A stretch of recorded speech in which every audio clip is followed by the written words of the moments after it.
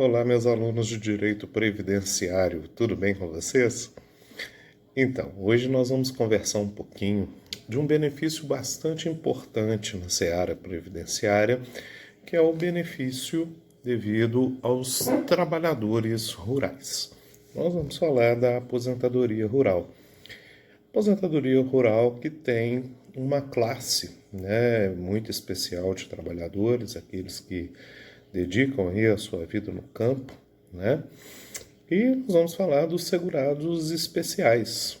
Os segurados especiais, eles vão ter a sua disciplina regulada pela Lei 8.213, no artigo 11, mais especificamente no inciso 7 desse dispositivo, e vai se classificar como um segurado especial, aquele trabalhador que individual, que resida no âmbito rural ou mesmo num aglomerado urbano ou rural próximo deste terreno rural e que desenvolva as suas atividades em regime de economia familiar, destinando os insumos de sua atividade, decorrente de plantios, por exemplo,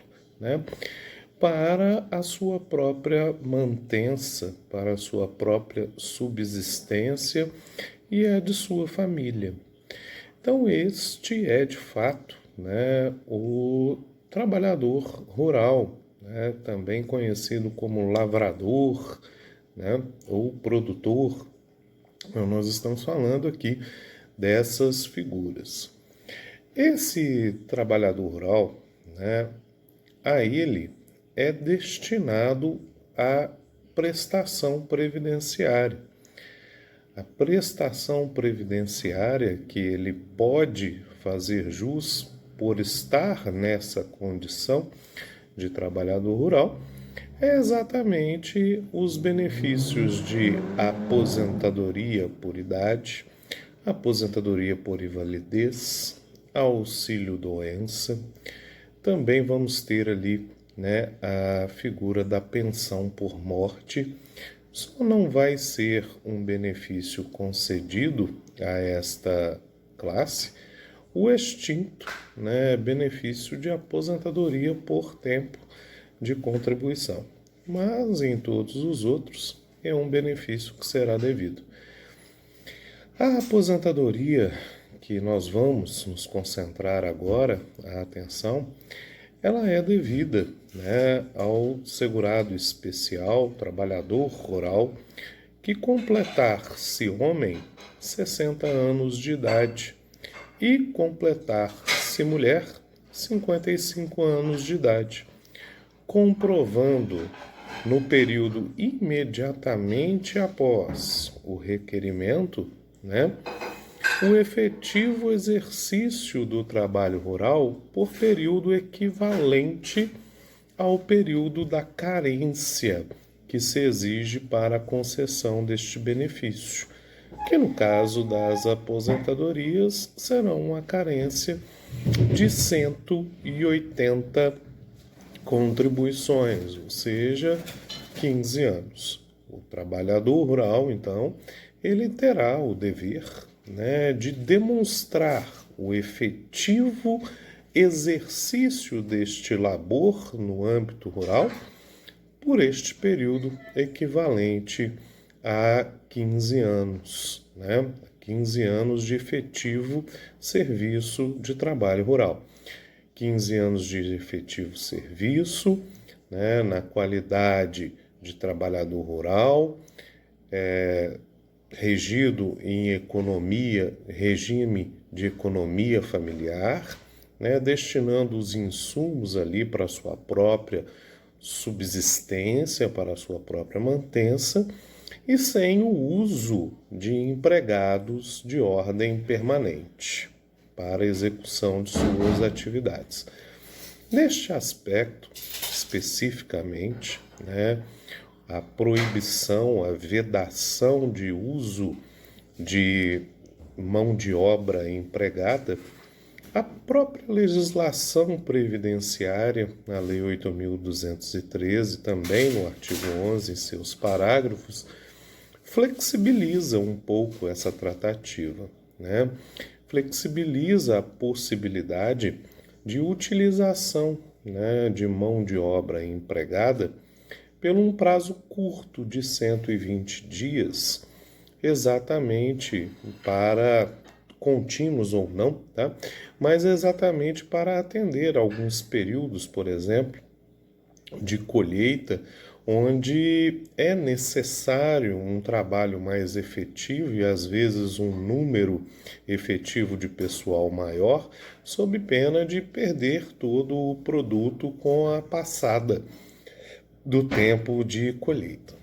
Então, nessas perspectivas, né, a própria legislação previdenciária entendeu essa característica e flexibilizou o Instituto a permitir que, num intervalo contínuo ou descontínuo de um ano civil, se possa ter, durante 120 dias, uma mão de obra empregada, né? E aqui a legislação ela não faz uma distinção se essa contratação teria que ser seletista ou se ela teria que ser por contratação por diarista, ou freelancer, ou trabalho autônomo, ou trabalho intermitente, né? Trata-se de uma mão de obra empregada, podendo então ser admissível, né, as formas de contratação previstas nas legislações trabalhistas pertinentes. Então, dentro deste período, não prejudica, né, a caracterização do trabalho rural, né, a contratação de mão de obra empregada.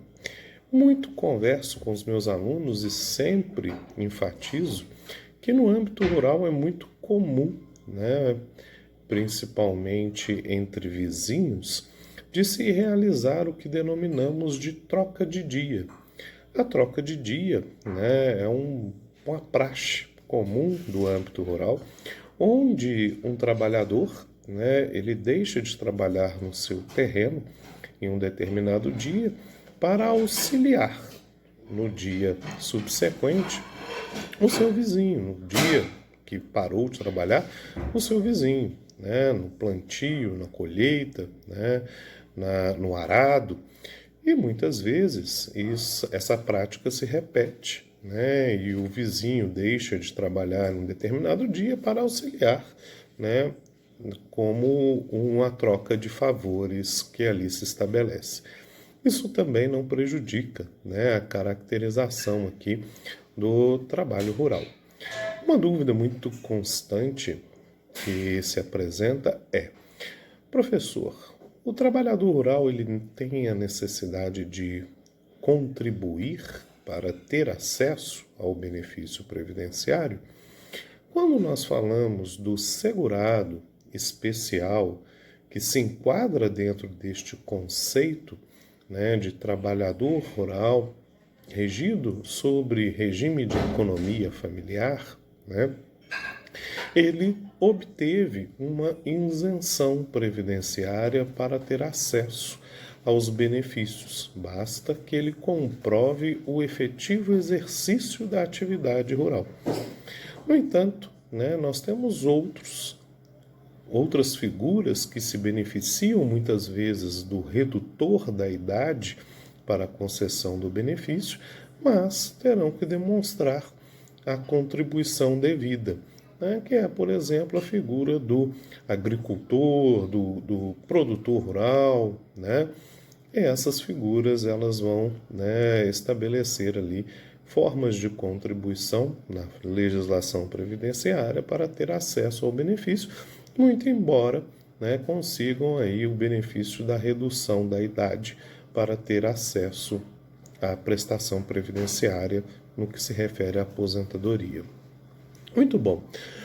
O artigo 38A de uma legislação recentemente editada, Lei 13.846 de 2019, ela previu, dentro da Lei 8.213, a possibilidade de se criar um banco de cadastro, né, para a inserção e cadastramento de todos os trabalhadores rurais. Essa inserção, esse cadastramento, se daria mediante uma autodeclaração do trabalhador enquadrado naquela categoria. O artigo 38b menciona, né, que após o ano de 2023, esse será o principal mecanismo de consulta para enquadramento do segurado como trabalhador rural e futuramente para concessão dos benefícios. Hoje, trata-se de um cadastramento complementar. O trabalhador rural, como dissemos, ele precisa efetivamente comprovar, para ter acesso à prestação previdenciária, o exercício do trabalho rural equivalente ao período de carência. No entanto, essa comprovação ela precisa ser realizada através de pelo menos um indício de prova material que venha ali, né, um início de prova material idônea, que venha, né, comprovar juntamente com depoimentos testemunhais que esse indivíduo ele realizou um trabalho rural. O início de prova material, ele não tem a necessidade de compreender todo o período que se deseja demonstrar, né? Porém, ele necessita de ser contemporâneo aos fatos que se deseja provar.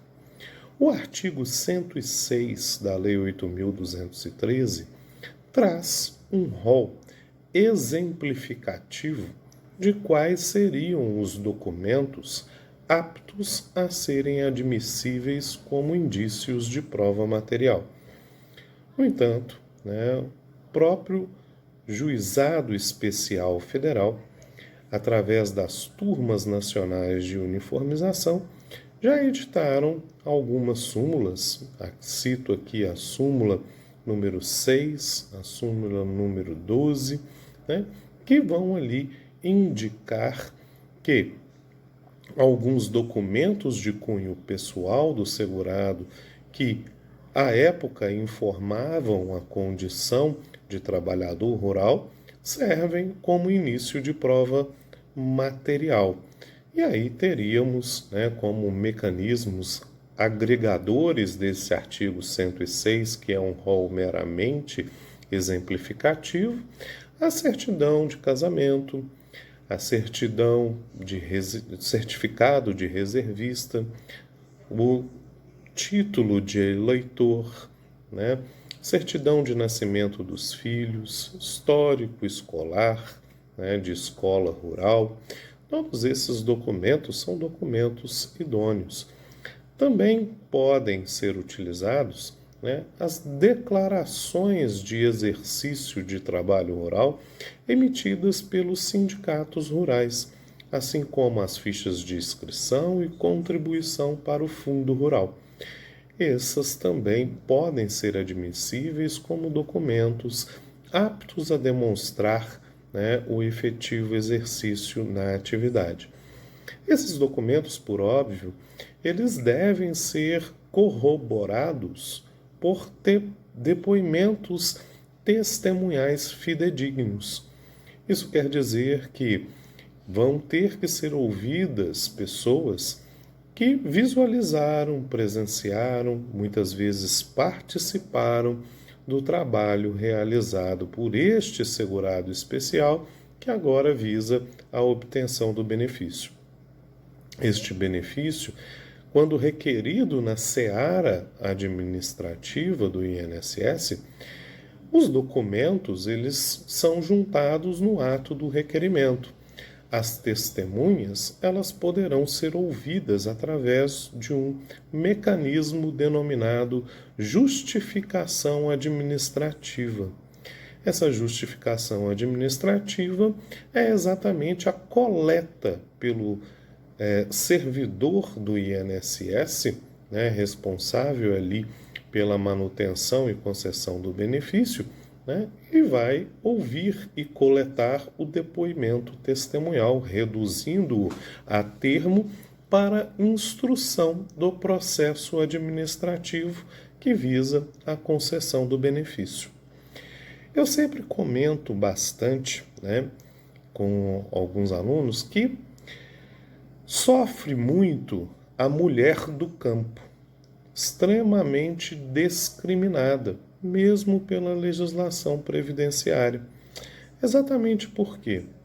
Porque, tradicionalmente, as mulheres do campo, né, as trabalhadoras rurais, muitas vezes, ao emitir os seus documentos, não mencionavam o trabalho fora de casa, não mencionavam o trabalho rurícola. Muitas vezes se declararam domésticas, se declararam trabalhadoras do lar e muitas vezes não conseguem demonstrar pelas suas próprias declarações de época, né, através de documentos oficiais, o exercício do trabalho rural. E nesse aspecto, muitas vezes tem que solicitar a autorização, né, de utilização do documento do cônjuge, dos pais, né, para a configuração do respectivo trabalho rural. Isso, claro, traz uma dificuldade ainda maior para a mulher rurícola. Isso se dá, pessoal, exatamente porque no campo, né, no trabalho rural, não é tão comum a celebração de documentos, formalização de tratativas, né? No campo ainda vale muito o que nós chamamos do fio do bigode, né? Aquela palavra dada. E isso muitas vezes, né, para comprovação futura, deixa prejudicial o referido período. Muito bom. Essas são as características, né, necessárias para a concessão do benefício. Vamos aqui avaliar alguns aspectos bastante relevantes. O primeiro deles, diga-se de passagem, está, né, na configuração do trabalho rural quando o indivíduo ele tem um trabalho exercido de forma descontínua. Essa descontinuidade muitas vezes é caracterizada concomitantemente com trabalhos exercidos no âmbito urbano. Isso por si só não tem o condão de descaracterizar o trabalho rural. A própria legislação previdenciária diz que dentro de um ano civil, principalmente naqueles períodos de entre-safra, né, é admissível, por um prazo de também 120 dias, que o trabalhador do campo tenha, né, registros de trabalho urbano. Isso não descaracteriza o trabalho rural. A descaracterização do trabalho rural, ela se dá muitas vezes, né, quando o indivíduo ele abandona o campo para dedicar-se à atividade urbana. Nessa situação, né, ele pode ter computado o período do trabalho rural, né, e somá-lo ao período do trabalho urbano. Só não terá o benefício do redutor da idade para fins de concessão do benefício de aposentadoria por idade rural. Neste caso, terá que se habilitar ao trabalho urbano. Muito bem. Outra característica que muito preocupa é a extensão, né, do terreno, se essa extensão do terreno seria prejudicial à concessão do benefício. Bom, a extensão do terreno por si só não descaracteriza a condição do trabalhador urbano, o trabalhador rural. Terá que ser avaliado, né, se diante daquela extensão territorial, se continua presente as características de trabalho em regime de economia familiar, em caráter de subsistência e utilizando desses insumos exclusivamente para a mantença do segurado. Outra caracterização, outro ponto aqui que nos é relevante, tratar, é se desconstitui o trabalho rural o fato de outro membro da família desenvolver trabalho urbano. Isso também não prejudica a caracterização do trabalhador rural. O que prejudica lembra quando comentei sobre a perspectiva da mulher, que muitas vezes utiliza a documentação do marido para comprovar o exercício do trabalho rural? Pois bem, se esse marido tiver, por exemplo, vínculos urbanos que descaracterizam a figura do trabalho rural, prejudicado fica aquela documentação a qual iria-se aproveitar para a caracterização também do trabalho no âmbito rural. Muito bom, pessoal. A respectiva aposentadoria por idade rural, ela vai ser concedida aos segurados especiais que não vertem contribuição no valor de um salário mínimo.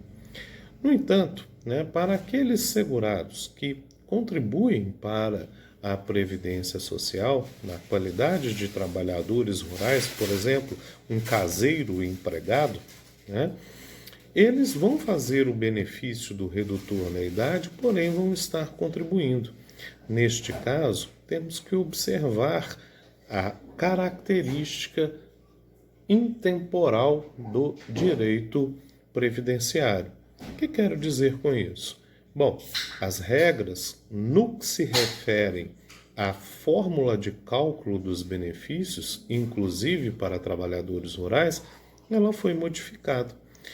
Antes da reforma da Previdência, se realizava uma média dos salários de contribuição, correspondente aos maiores salários de contribuição apurados, com 80%, contidos ali entre julho de 1994 até a data do requerimento administrativo. A par, feito a média desses salários de contribuição, a renda mensal inicial seria de 70%, acrescido de 1% a cada grupo de 12 contribuições vertidas. Já após a reforma da Previdência Social, nós tivemos uma modificação substancial. A média agora ela é feita também de julho de 94 até a respectiva data de entrada do requerimento, mas considerando 100% dos salários de contribuição. Isso, como já vimos em outras oportunidades, tende a puxar a média contributiva para baixo. Além disso, a renda mensal inicial será de 60% e acrescida de 2% a cada grupo de 12 meses que ultrapassar a carência mínima exigida, que seria de 15 anos. Nessa situação, as regras atuais, elas concedem o benefício em patamares menores do que as previsões anteriores. Essas são as considerações que faríamos sobre o benefício de aposentadoria por idade rural. Deem uma lida no material enviado aí para vocês. Ele está bastante completo, com decisões jurisprudenciais, súmulas, temas de repercussão geral admitidos pelo Supremo Tribunal Federal, todos envolvendo este cenário que aqui passamos para vocês, ok? Grande abraço, dúvidas, mandem para a gente aí nos meios de contato, WhatsApp, e-mail, tá? Estamos à disposição. Até logo, até mais.